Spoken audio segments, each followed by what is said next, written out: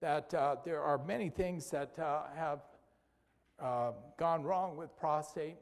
In the prostate, you have this cancer that grows. It's out in the peripheral tissue. It's usually out here in the periphery. It's never towards the middle. And it can be due to a wrong diet. Wrong diet here would be a diet filled with animal products like meat from animals. Aging, you don't see prostate cancer in young men. You see it in older men. And it just keeps on going. So there are many different things that will push you towards development of prostate cancer.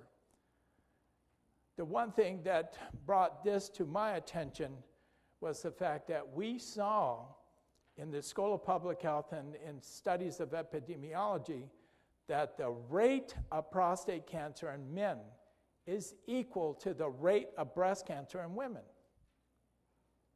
So you have to ask yourself, where is the commonality? Where are the two joined? What's going on?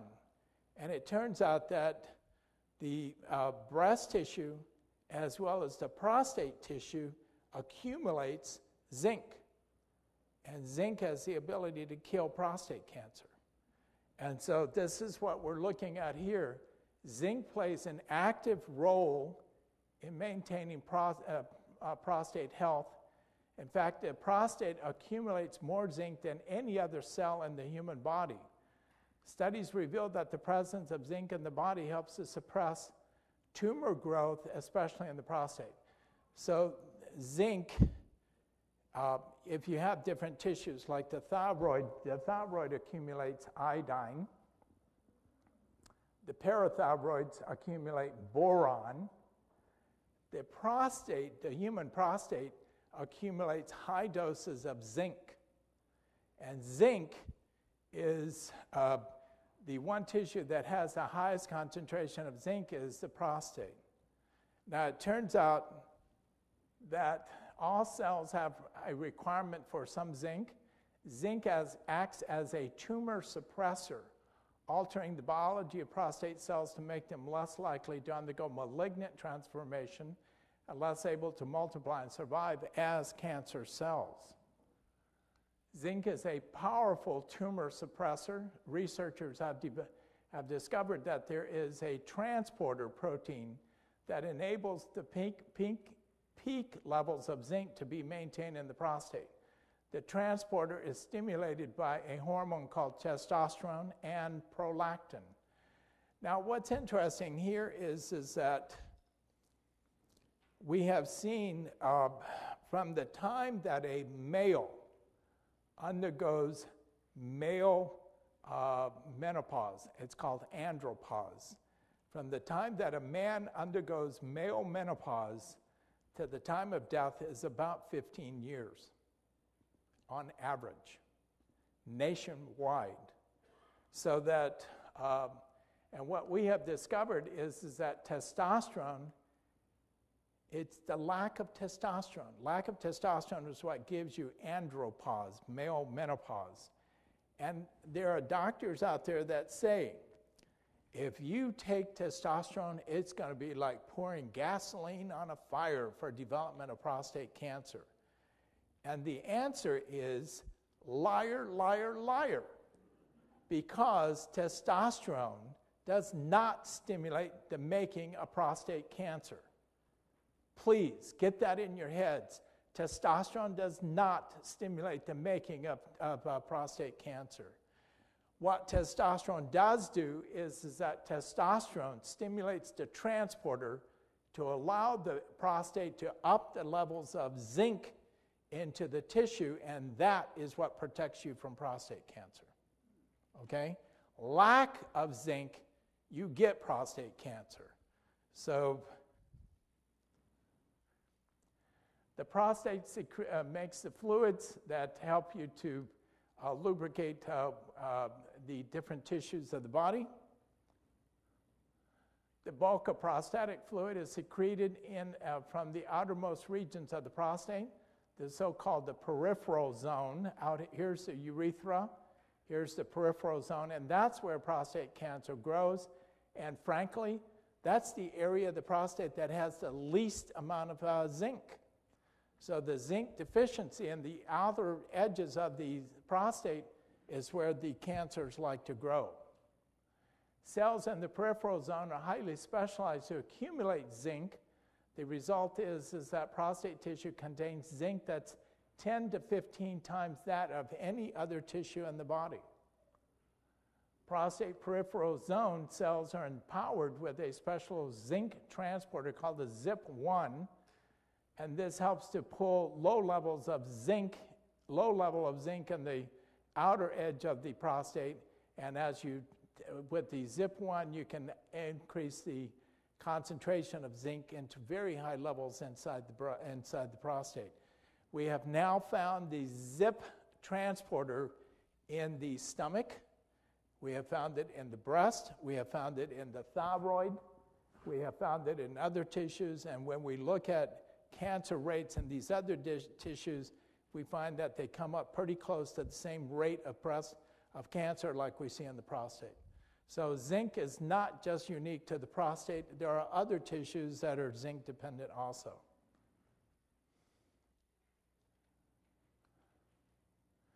High levels of zinc in the prostate gland have been shown to be essential factor in preventing the initiation of cancer in the prostate.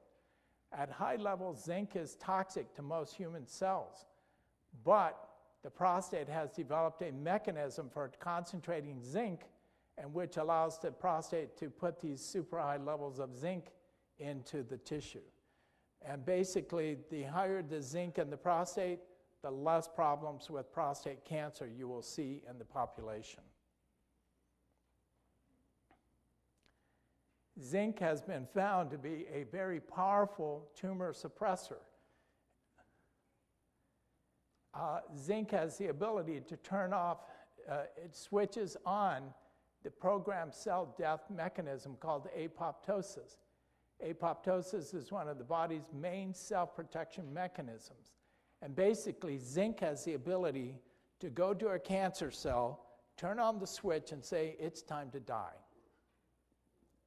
It's time to take away your immortality. Cancer cells think of themselves as being immortal. Zinc takes away the immortality of the cancer. Okay?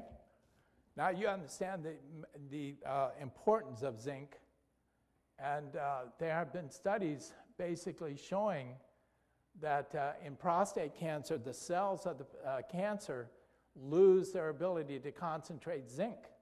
That's why it's so important to keep this gland concentrated with zinc. So basically, I would say the following.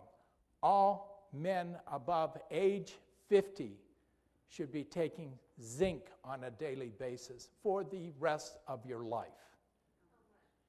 And the answer will be 50 milligrams per day. Yeah. So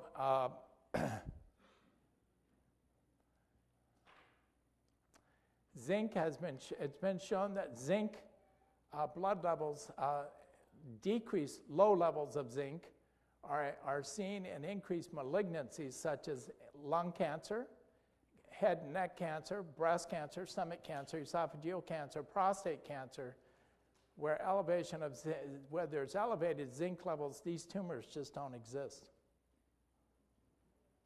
Okay? Do you hear me? This is why zinc is so crucial, not just for the prostate. It's crucial for the breast, for the stomach, for the esophagus, the head and neck, the lungs. Zinc is very crucial towards helping us to improve. There are over 300 enzymes in the body that are zinc dependent, and you'll read that in that paper that I gave you. And so you need zinc for normal DNA function, for normal enzyme function, for normal gland function. And it turns out that zinc also helps to kill breast cancer, kills thyroid cancer, and so on. So that, the importance of zinc too is that it stimulates the immune system to get very, very powerful. In fact, I saw a guy the other day. He came in, last time I saw him was 8 years ago. And I said, what's been happening to you? I haven't seen you in 8 years. And he looked at me and he says, well, you did that test on me for zinc. And he said, you put me on zinc 8 years ago. I've been taking zinc every day since then. He said, this is the first time I've gotten sick. He said, I haven't been sick in 8 years. What am I doing? I'm working myself out of a job. But basically, he basically sat there and said, you know, you put me on zinc and I haven't been sick since then. And that was 8 years ago. This is the first time I've gotten a cold. Okay? So zinc is a very powerful stimulator of the immune system to help you fight off infections. And in fact, I belong to the Greenville Seventh-day Adventist Church in South Carolina. And I gave this lecture to our group there, and many of them come up to me and they sit there and say, I've been taking my zinc since you gave this lecture 3 years ago, and praise the Lord, I haven't been sick in 3 years. Okay? So, folks, start taking zinc. 50 milligrams a day. Okay? Both men and women. 50 milligrams a day.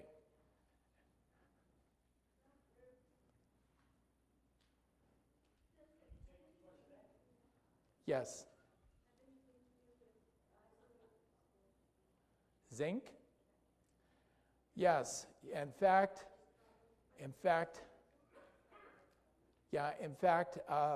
you need zinc in order to make thyroid hormone.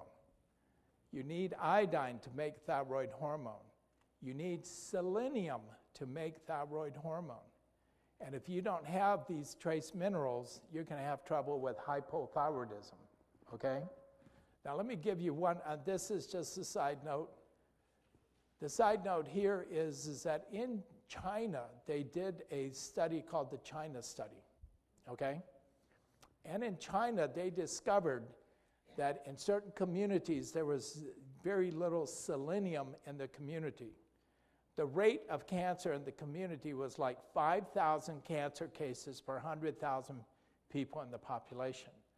They then took the people in that community and they started them on selenium, 200 micrograms per day.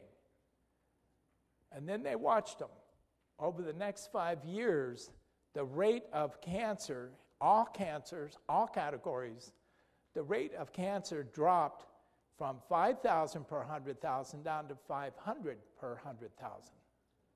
A 90%, 90% drop in cancer rates in the population just by putting people on selenium, which prompted the chairman of the Department of Public Health, the School of Public Health, his name is Dr. Walter Willett at Harvard Medical School.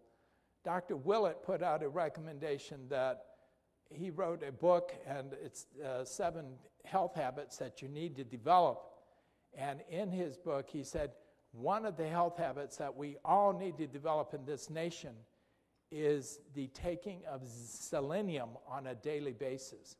Selenium will decrease the rate of cancer in this population by 90%. Folks, the number one disease in this nation right now is cancer. Number one killer of the people. Cancer has now surpassed heart disease as the number one killer. And if we were to put everybody on selenium, guess what? We would get rid of one of the major industries in this nation, the cancer industry. Big pharma. Why? Because we would get rid of 90% of the cancers that they're treating with their mega $1,000 drugs, with the use of a simple vitamin called selenium, or mineral called selenium. And it's the Chinese who gave us the idea.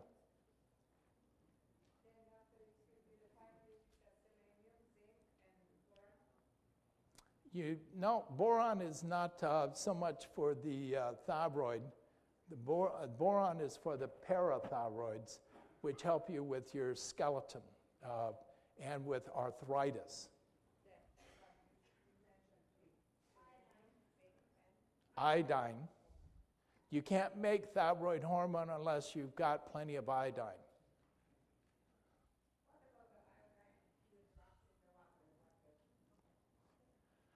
There's no iodine in the water because there's no iodine up here in these mountains or anywhere else.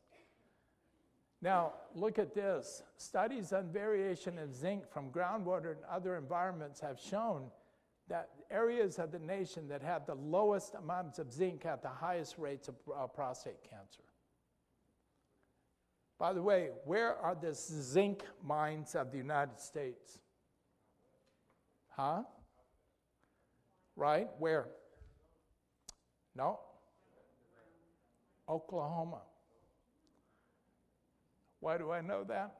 Because Mickey Mantle, the baseball player, his dad worked in the zinc mines of Oklahoma.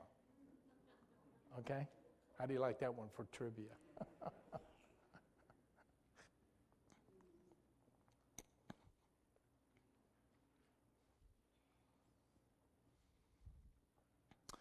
What they have noticed is that in mice that are genetically prone towards development of prostate cancer, the tumors will shrink and go down in size in the presence of taking zinc. So these animals are built to develop prostate cancer, and their cancers will go down in the presence of taking zinc for these animals.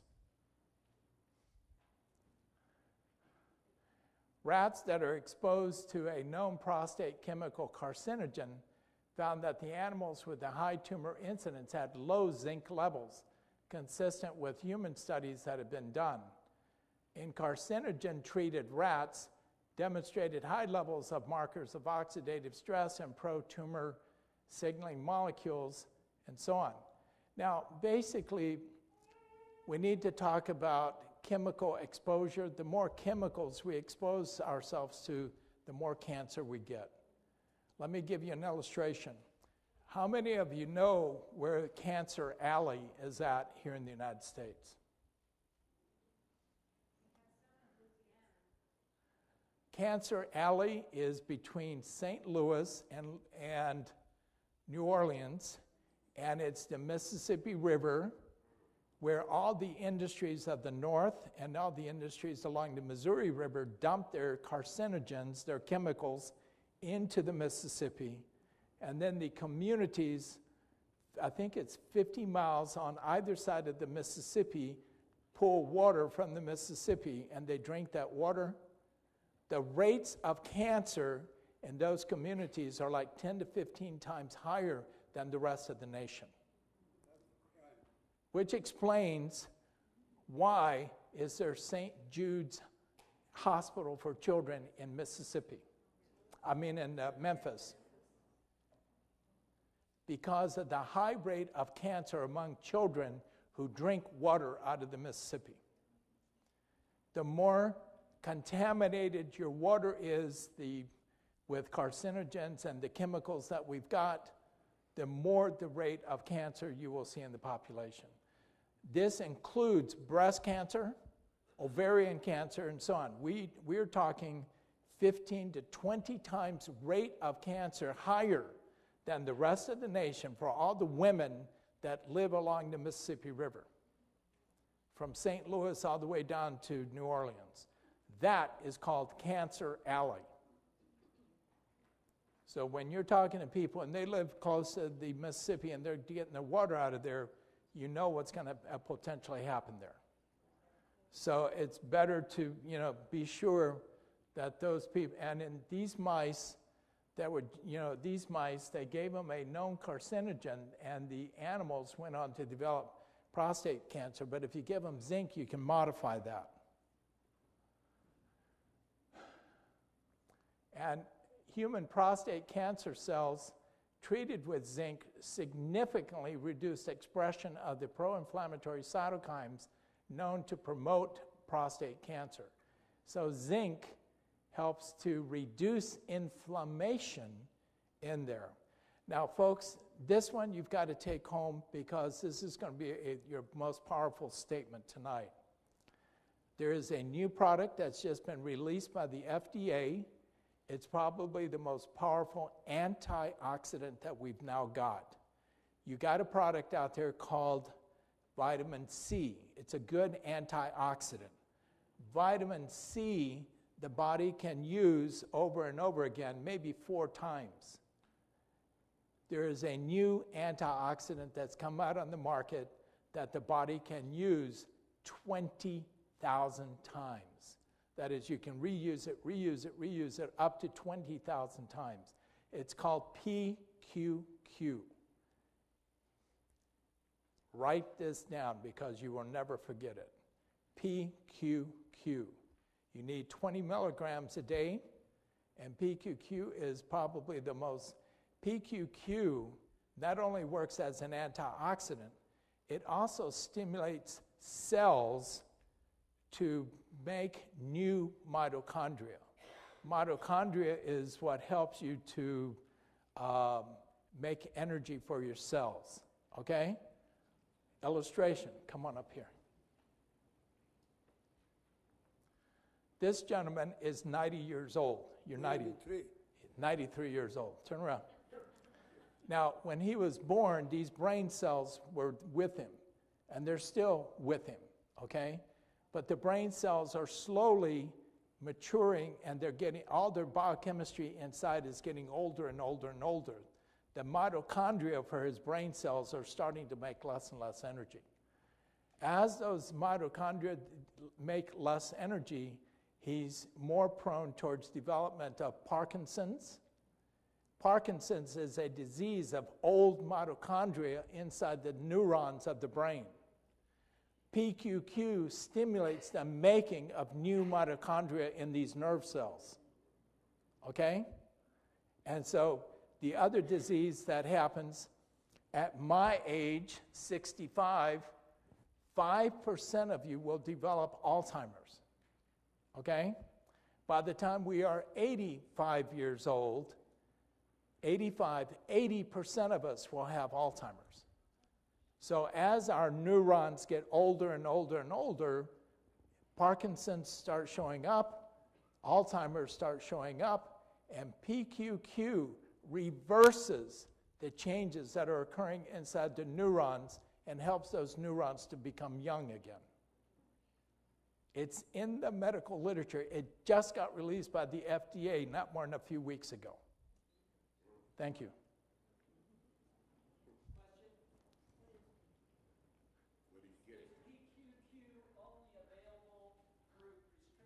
No, it's you can get it at the health food store. It's over the counter. And I didn't think too much of this stuff except that, I thought, new mitochondria, who cares?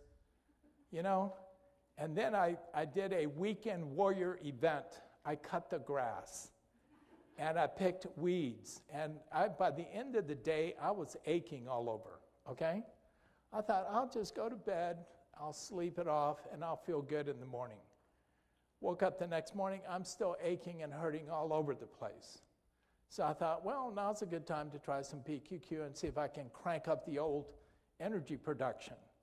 Within 1 hour, 50% of my muscle aches and pains had disappeared.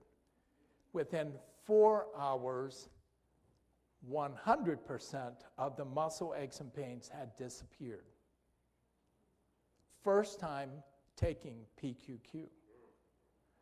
I'm telling you, this is the most powerful thing I have seen that's coming down the pike.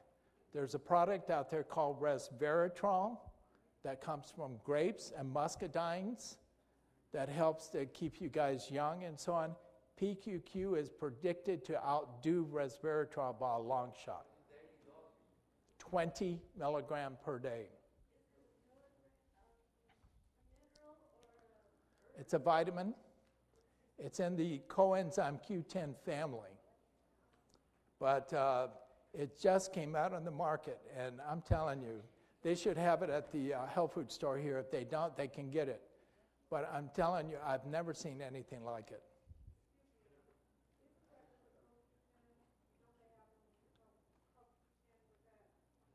There is PQQ with coenzyme Q10, but again, it comes in the same, it's a part of the family. But you need to recognize that as you guys are getting older and you're starting to develop your Parkinson's and your Alzheimer's, the biomarkers for these diseases, when you start taking PQQ, the biomarkers start going back down, telling me that there's reversal at the mitochondria, of the mitochondria, and that the cells are making new mitochondria and making more energy. Yes? How come you're always wondering what's too low or too much? As far as I know, they recommend only 20 or 40 milligrams a day. I haven't gone beyond that point. At the very beginning with coenzyme Q10, they were recommending 10, 20 milligrams. Today, we're using 400 milligrams, okay? So we used like 400 milligrams of coenzyme Q10 for treatment of congestive heart failure. So I don't know where the limits will be for PQQ. But if you get online, start searching PQQ on Google, and I think you'll be pleasantly surprised what you find.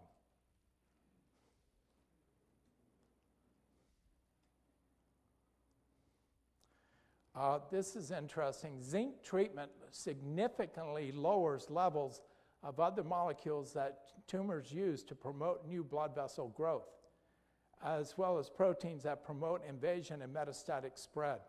So zinc is used by the prostate to help stop the making of new blood cells for the tumor, and it helps to keep this cancer from spreading. So this is what kills people with prostate cancer. Now, to give you an illustration, they have tried giving zinc at different levels. They've gone up to 90 milligrams or 10 milligrams. What they find is that the zinc didn't work as well at high levels as compared to low levels.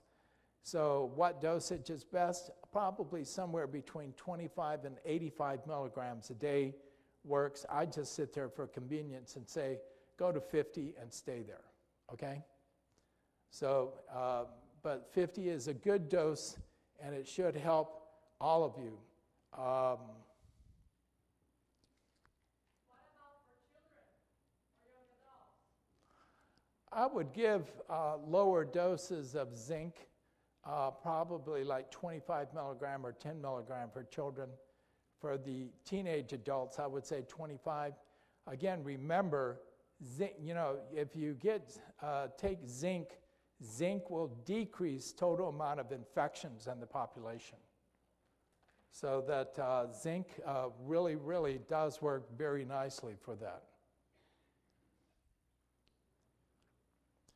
Zinc, prostate cancer remains a serious threat to the lives of men past middle age.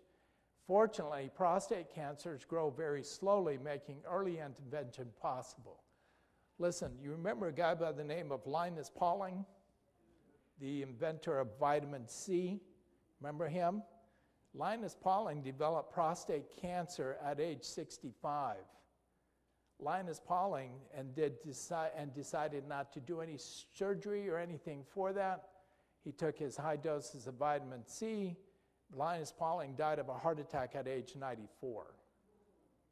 He did not die of his prostate cancer. Okay?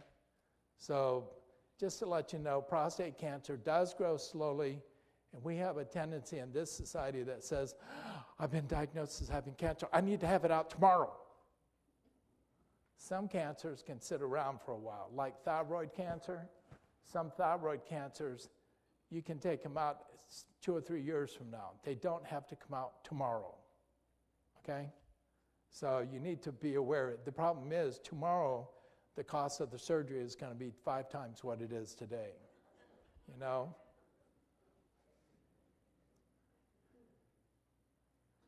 So the healthiest prostate tissues that have been found have the highest levels of zinc. And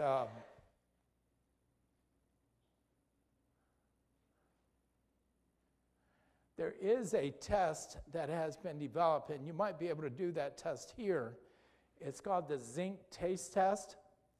And basically what we do is we put some zinc sulfate in some water, a known concentration of water. If your body has got plenty of zinc, the fluid will taste bitter within 5 seconds. When you put that fluid in your mouth and you hold it for 30 seconds, within 5 seconds, if you've got plenty of zinc, that fluid will be so bitter you'll be spitting it out. But if at the end of 30 seconds, the fluid tastes like water, you're really zinc deficient. And it's a very simple test. It only costs pennies to do, and it's one that you guys can do here in church, okay?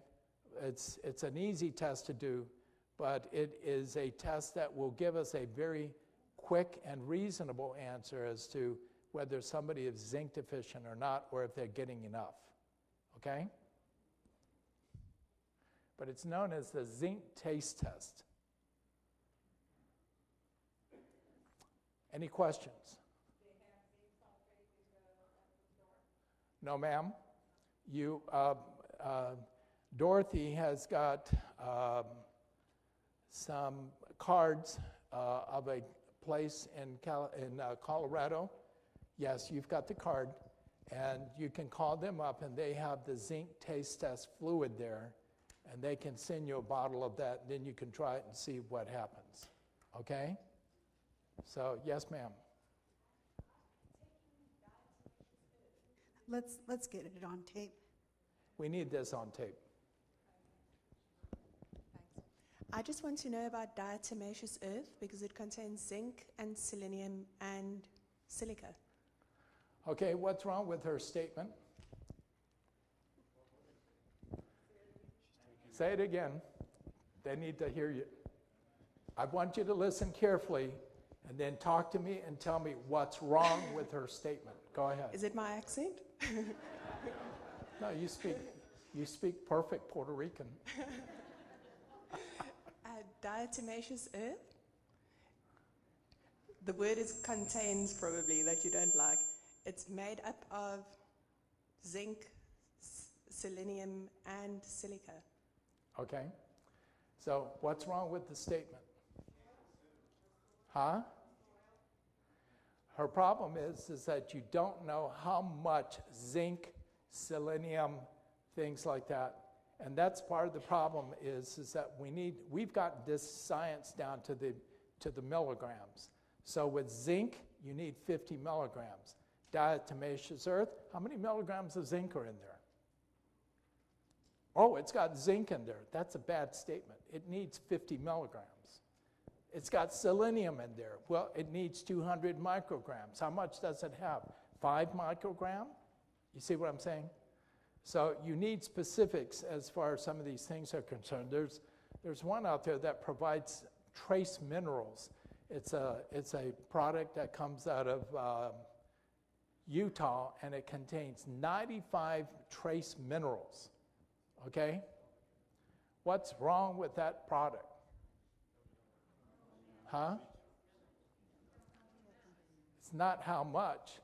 If it's got 95 trace minerals, that means that there's only 95 elements or 96 elements on the periodic table, which means the product contains plutonium, contains uranium, contains mercury, contains all sorts of evil, wicked elements that we don't need in the body. So, so be careful with these things that say, oh, you get all the trace minerals you need out of this product. Well, it's going to end up being a product that has stuff in it that you don't want to see. Okay? Does that make sense? So, because, listen, one of my patients came in and she had cancer of the omentum of the intestine. You have the intestine, there's a little lap on the front of the intestine, and it's It's called the omentum, and she had cancer of the omentum. And I went, where did this come from, you know? And so we basically, and this was the third rare cancer that she had. So I sat there and said, we did trace mineral analysis on her. We did a trace mineral test. She was very high in uranium. I said, where in the world are you getting uranium from? And so I asked her, you know, we got some, she was, quote, on well water, okay? We checked her well water, and the well water was loaded with uranium. Now here's the kicker. She then went to all of her neighbors, 70 different neighbors, and told them that, you know, if their well water was coming from the same aquifer as hers, that they were all getting poisoned by uranium.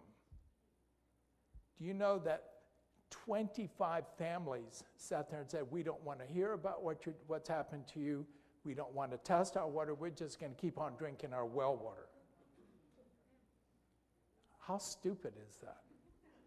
And so basically, you know, if you guys are on a well, please have your well water checked for heavy metals.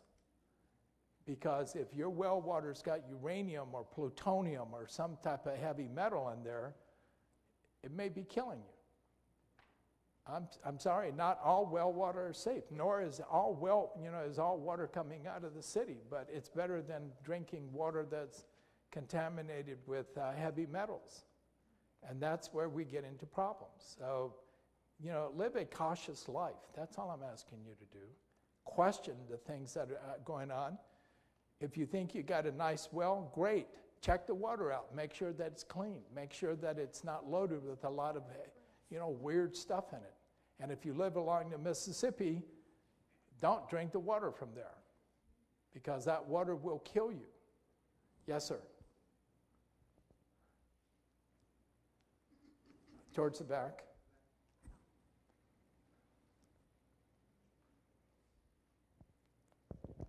Are there other nutrients that we need to take along with some of these other things that you've been mentioning in terms of zinc and selenium and sulfur and so forth in order to get the best absorption rate? Most trace minerals get absorbed pretty easily. It's just an issue of the fact that our land, or we have been going over and over and over it again. I mean, out in California, they harvest 4 different crops off the land there 4 times a year. Okay? Okay. So that basically for a lot of trace minerals, you need to replace them because the soils are not being replenished. The second question I have is, for someone who might have acid reflux, is that going to have an effect on the absorption rate of some of these things that you've been talking about, zinc, selenium, boron? The answer, if we're taking an antacid to treat it. And the answer is that if you are taking like a proton pump inhibitor, something like Protonix, Acifex, et cetera, a lot of these drugs will decrease the production of acid in the stomach, which then means you're going to have problems with absorption of vitamin B12. In fact, the proton pump inhibitors have now been shown to cause problems with B12 absorption. And so people who are taking chronic medications for acid reflux to decrease the acid production in the stomach need to be on a B12 shot about once a month. Okay? What about Nexium or Omprezolam? I think that's... Exactly, those drugs, same thing. Now, folks, you know, one of the problems that we see here is he has chronic reflux. Foods that are known to cause chronic reflux include coffee, include foods that are very spicy hot, okay? Tomatoes, not spicy hot, but something in tomato causes you to have reflux. Foods that are hot spice, black pepper. In fact, when I was at the School of Public Health, we learned this little statement. It says, many an alcoholic has learned to become an alcoholic at his mother's kitchen table. How can that be true? We discovered that it's black pepper. That if you take a bunch of puppies and you give puppies regular puppy chow or puppy chow with black pepper, and then you offer both groups of puppies water or water with alcohol, all the puppies with black pepper in their puppy chow will always drink the water with the alcohol. And if you switch them off, the puppies that eat the puppy chow with black pepper go again to the water with alcohol. We train our children to become alcoholics by what we feed them at the table. And the more hot, spicy we make it, the greater the risk of development of that, and especially black pepper. One of my patients, when she was 25, was a confirmed alcoholic, drinking a fifth of liquor every day. And I said, did you ever eat food with black pepper? She said when she was 8 years old, her father taught her to put black pepper on the eggs and everything. And she said it was so black that you could barely see the food underneath it. And by the time she was 13, 14 years old, had her first drink of alcohol, she said it was like drinking water. So, please, be aware that, some of these things that we do to our families, we're creating some very bad habits for later on, especially black pepper in relationship to alcohol. Okay? Yes, ma'am.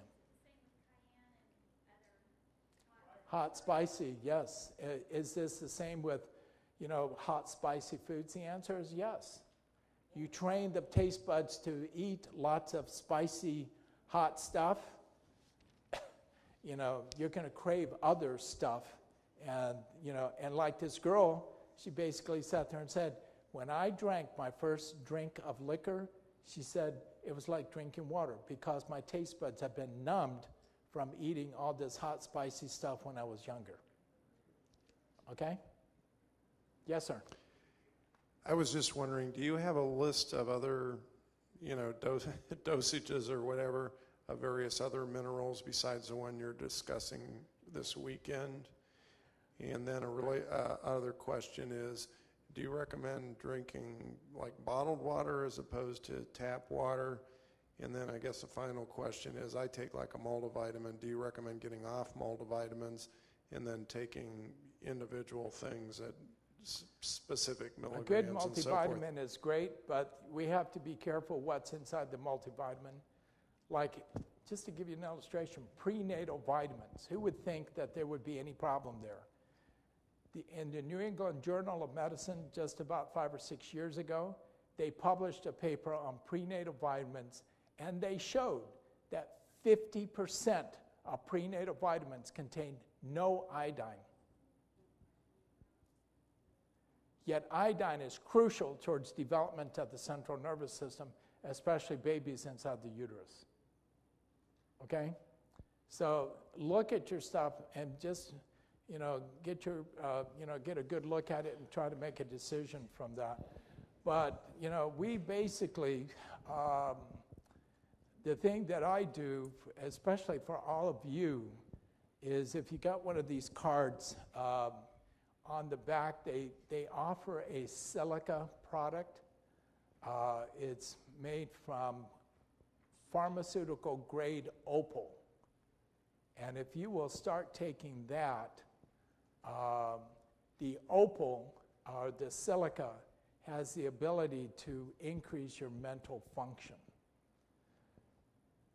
Which is to say that if you take this silica, you can take anywhere from 5 to 10 pills per day. And when you take, like I gave one of my friends is a dentist up in Hendersonville, and I gave him 5 of these silica tablets just to see, how he would feel. And he came back to me at the end of the day and he said, "Did you give me some caffeine?" I said, "No, why?" He said, "Well, those silica tablets that you gave me, the Opal, pharmaceutical grade Opal," he said, "I felt like I had drank 10 cups of coffee that morning." And he said, "And I've been running around with all sorts of energy all day long." And he said, "No evidence to suggest tachycardia, nervousness, or anything like you would see in caffeine.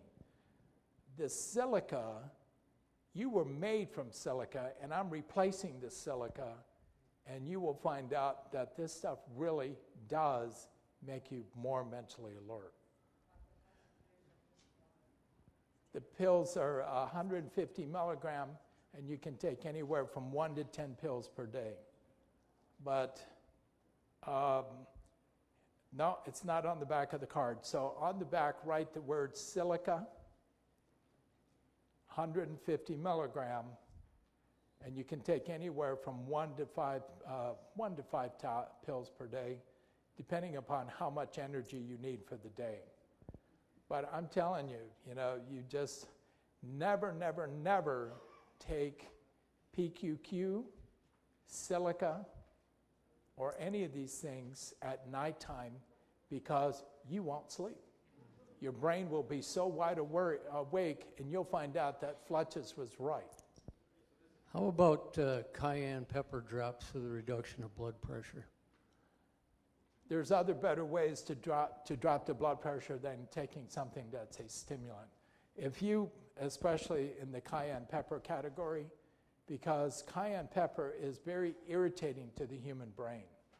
If you ever want to do research on cayenne pepper and the mice that we give these things to, and you will see that it makes their furs really look funky. And what's interesting is that the mice become so irritable. These are mice that you can play with and everything, but under the influence of cayenne pepper, the mice are all of a sudden biting at you, and they just won't sit still. And cayenne pepper has never been a very good product. There's other better ways to control blood pressure. Especially this new product that's coming out of the market. You can get this one from Amazon. It's called Neo 40, Neo 40, made from beets. And Neo 40 stimulates the body to make nitric oxide. And nitric oxide reverses hardening of the arteries, but nitric oxide also opens up the blood vessels so you have better circulation throughout the whole body. And you can take 1 or 2 pills per day. You will drop your blood pressure in the presence of Neo 40. Works much better than any cayenne pepper would ever approach. Any other questions? Yes. A couple of things. It was kind of a curiosity question. You showed the Chinese study, and at the tail end of that slide, it showed a mean reduced ratio of Y to X. And I was just curious, does that mean that there were more male children born to those? The Chinese have been very interested to see about, it was the DNA of the X chromosome and the Y chromosome, and they were looking to see if boron was damaging the DNA, and in fact, boron helps to stabilize DNA. It does not damage it. And that's what the Chinese showed. Subsequent papers have been published by the Chinese and also the Turks looking at the effects of boron on DNA, and the answer is that there is no damage. So there were no greater number of male children born versus female? No. Okay, real quick too, I had several if you don't mind. How much stock do you put in T-scores for osteoporosis if someone has a really good FRAX score? I go with the T-score because the T-scores I can watch, and so on, and I can see the mineral density. But the thing is that, I have seen what these numbers can do, and I've seen what boron can do, and So I watch boron and I look at my old scores, and then what happens is if somebody's been going down, down, down, you put them on boron, 75 milligrams a day, a lot of times will just even them out. It won't let them get worse, but if you give them sometimes 75 milligram or 150, will take the skeleton and just turn it right back up again. Even for thin people who are very skinny, though, right? Yes, Okay. because boron is being deposited into the bone, Okay. where boron in the bone behaves like a magnet, and it sucks calcium into the bone so that you don't lose bone. What was your T-score prior to the Stanford and starting boron? I'm sorry? What was your score prior to going to Stanford, where you got your DEXA scan done, and when you started boron? I think I was a minus 0.8. And my scores are now way up in the plus signs. Any other questions? Yes, sir. Yeah.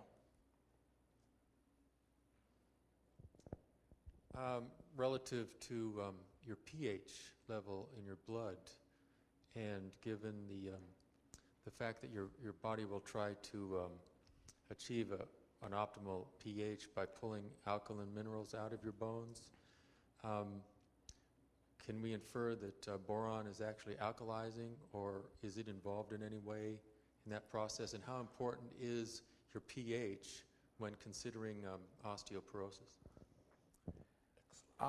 That's more of a question that basically people who eat lots of foods that are very acid, in order to neutralize the acidity in the bloodstream, you suck calcium out of the bone to neutralize the pH. And the boron basically goes right into the bone, and it behaves like a magnet to pull the calcium back into the bone. So, the thing is that we've not seen a problem with that. And in fact, the boron also gets into the saliva, and then the saliva becomes a little bit more acidic. So you get boric acid in the saliva, and it keeps the infection rate down inside the gums and the tissues. And that's because of boric acid. Many of you have used boric acid tablets or boric acid liquid to treat eye infections. And this has been an old-timey treatment for years. In the United States, from about 1908 through about 1938, we used to, you know how we put as a food preservative salt into our canned goods? Well, from about 1908 through 1938, 39, they were putting boric acid, they were putting boron or borax into our vegetables and our fruits and everything, because they were using that as a preservative. If that tells you anything about the fact of where society has moved. Yes, ma'am.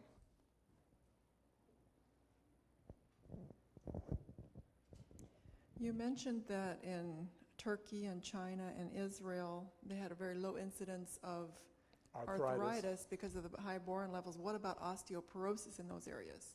I checked that out, and the answer is also true. That the osteoporosis rates are down, especially in Israel. They don't have the numbers for Turkey or for China. But in Israel, they did find that to be true.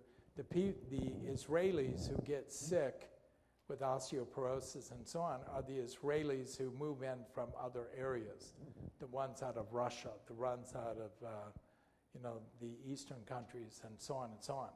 So the people who are naturally born Israelis who have been drinking boron all their lives rarely ever get problems of osteoporosis. And in fact, one rabbi told me, he said he was sitting at a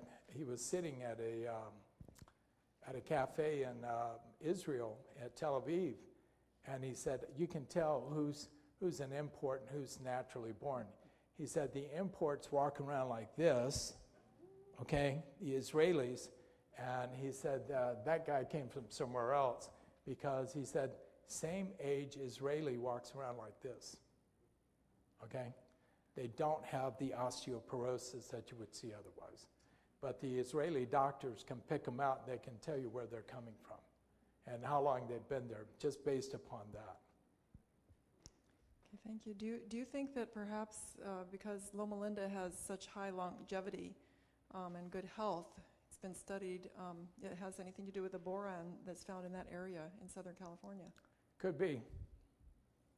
There is that chance. And so, but I don't have any information on it. But have any of you looked at YouTube presentations on the, quote, giants that lived before the flood?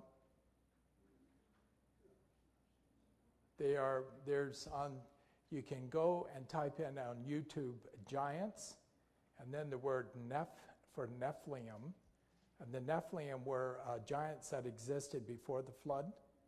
And they've actually found the skeletons of these people.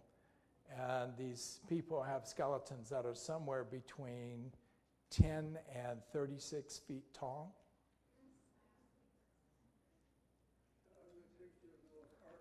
And what's interesting is, where did they find these skeletons?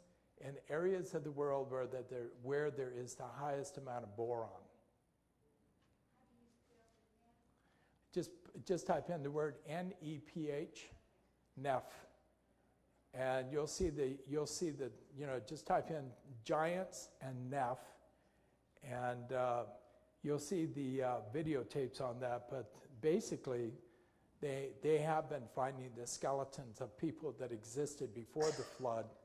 But what's interesting is the skeletons have been found in the areas of the earth where there is the highest concentration of boron.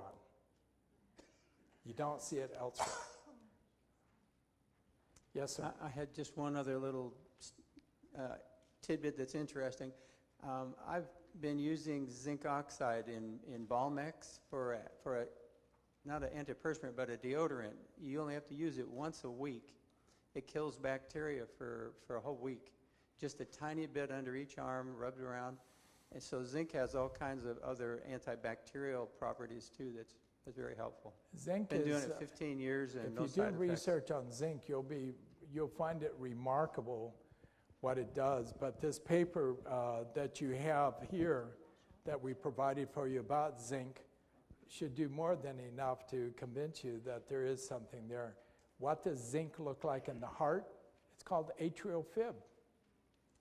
There are some of you who have atrial fib of the heart. But look at the paper. I mean, that paper spells it out that they have seen an increased incidence of atrial fib in people with zinc deficiency.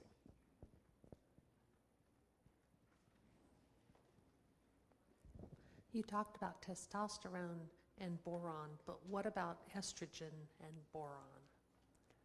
Actually, boron will take estrogen. The natural estrogen made in the body is called estrone. And then you make estradiol, which is a very, very powerful estrogen. And then you need to weaken that estrogen down to something called estriol, okay? And what happens is that boron will take the estradiol and turn it into the weaker estriol, which has had no association with breast cancer.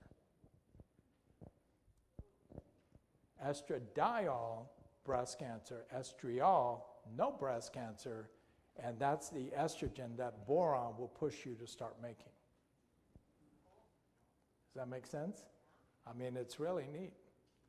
But you need to be aware that estrogen is a growth agent, and it will make you a big person if and you have to be careful with it. Okay? Yes? I have a quick question about boric acid for the eyes. Would it be helpful for somebody that has preseptal cellulitis? I have no idea. A comment.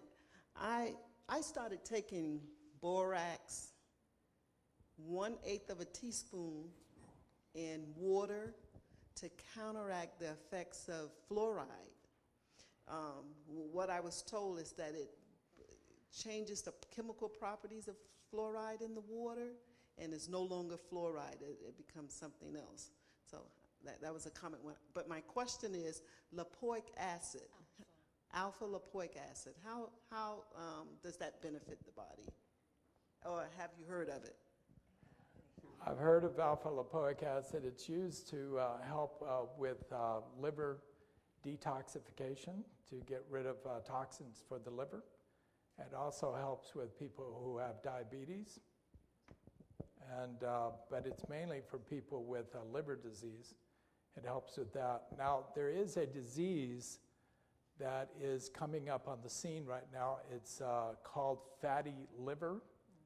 It's a problem where there's an increased accumulation of fat in the liver.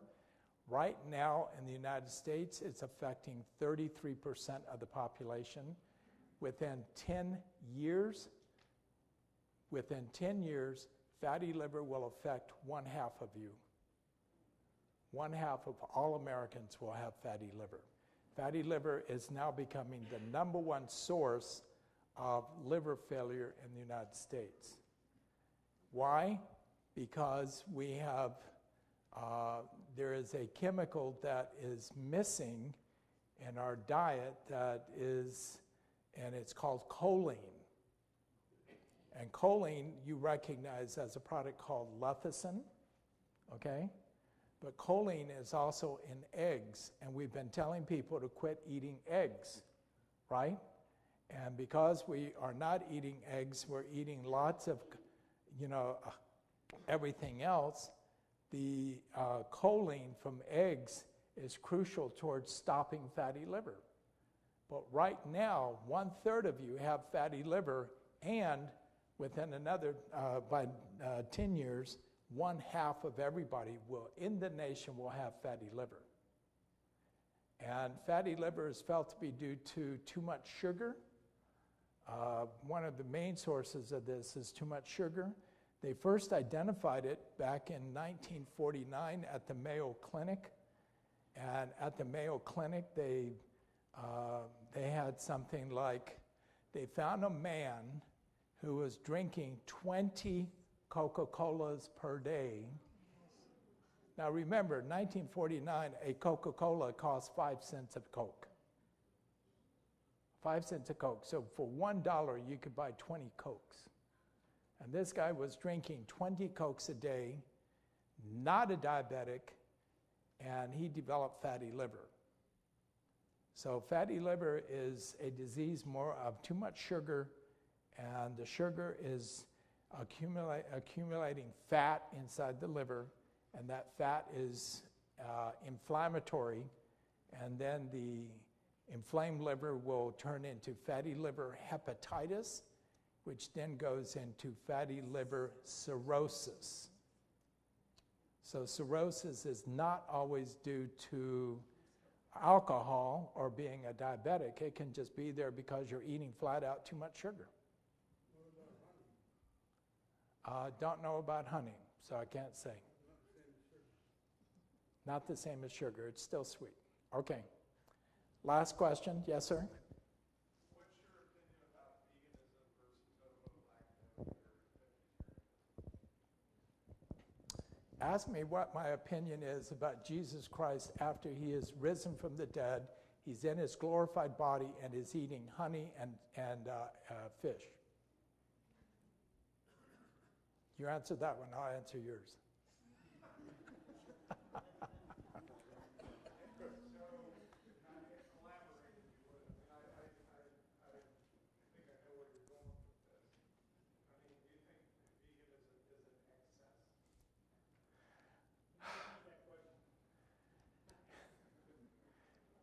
In the Cherokee language, the word vegetarian means poor hunter.